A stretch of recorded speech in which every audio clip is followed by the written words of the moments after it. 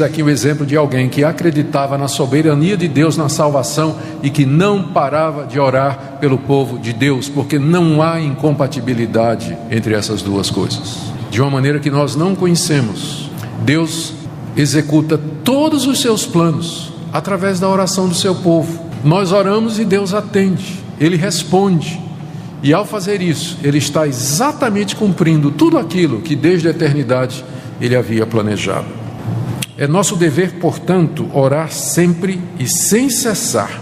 Essa deveria ser a atitude normal de cada pessoa que se professa crente em Jesus Cristo e servo do Deus Altíssimo. Por que nós devemos orar sem cessar? Porque Paulo orava sem cessar. Porque essa é uma ordem de Deus para o seu povo, sempre foi. Quando nós recuamos até o tempo do Antigo Testamento, nós vemos que o templo de Salomão era chamado a casa de oração, onde 3 vezes por dia o judeu que habitava em Jerusalém se curvava diante de Deus em oração, clamando a Deus, pedindo as suas bênçãos e adorando a Deus. O livro de Salmos, que é o livro predileto dos cristãos do Antigo Testamento, está cheio de exemplos de orações feitas em momento de aflição, momento de crise, momento de gratidão. Os profetas estão o tempo todo dizendo, leia o livro dos profetas, se arrependam, busquem a Deus, buscai o Senhor, vinde a mim, arrazoai, vinde a mim, arrazoemos, diz o Senhor, eu escutarei as suas orações. Os profetas estão cheios de orientações a respeito disso. Os livros históricos do Antigo Testamento nos dão registros e mais registros do povo de Deus orando e clamando. Lê o livro de Juízes, eu estou lendo agora em casa o livro de Juízes com a minha família, e é impressionante, o povo caía em desgraça debaixo dos inimigos, o povo clamava e Deus respondia. O livro de Juízes é o tempo todo isso, queda, oração, resposta. A Bíblia está cheia de exemplos negativos também no Antigo Testamento. O livro de Josué, que nós estamos estudando pela manhã, daqui a pouco nós vamos chegar no momento em que Josué não orou, não pediu a orientação de Deus e tomou uma decisão errada que colocou em risco a conquista da terra prometida, porque ele não orou, porque não buscou a Deus.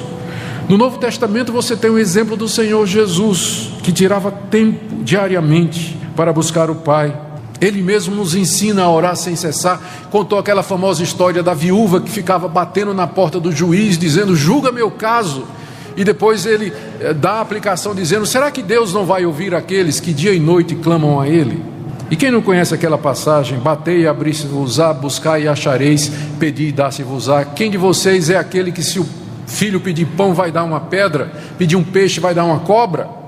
O Novo Testamento está cheio de orientações. As cartas apostólicas, aqui por exemplo, acabamos de ler.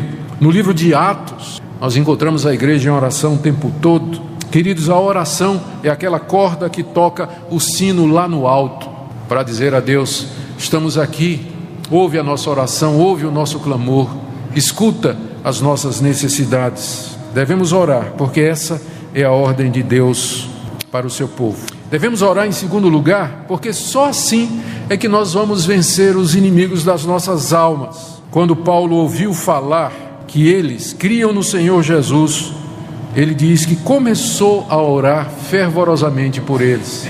E a razão, sem dúvida nenhuma, era para que Deus os livrasse dos muitos inimigos daquela época. E é a mesma coisa nos nossos dias. Por exemplo, Satanás deseja perturbar a igreja, destruir as almas. Não é à toa que no Pai Nosso, aquela oração que Jesus nos deu, tem uma cláusula que diz assim, que nós devemos orar, não nos deixes cair em tentação. Não nos deixes cair em tentação. Então é pela oração que nós não vamos cair em tentação.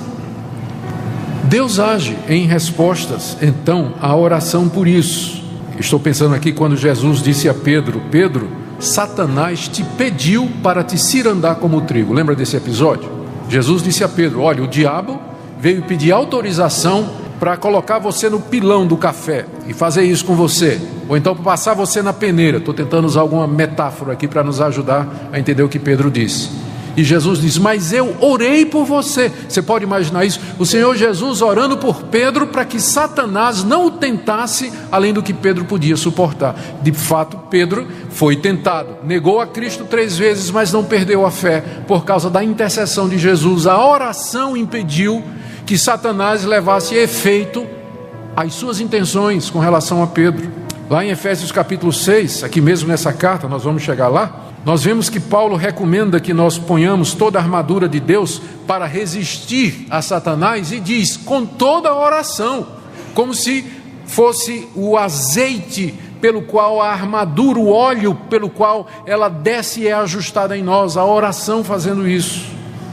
E não só Satanás é nosso inimigo, a nossa natureza carnal, ela é mortificada pela oração. O Senhor Jesus disse assim, vigiai e orai, o espírito está pronto, mas a carne é fraca. Qual é o remédio para a carne fraca? Vigiar e orar. É assim que nós vencemos as tentações do nosso coração. Nós sabemos, então, por conta disso, se a Bíblia com tanta clareza relaciona a oração com a vitória sobre a tentação e a vitória sobre a natureza, então nós chegamos à conclusão de que a razão pela qual os problemas ocorrem, as pessoas se enroscam em problemas morais e espirituais, é porque não oram, não gastam tempo com Deus em oração, suplicando a Ele a sua graça, orando, não me deixe cair em tentação.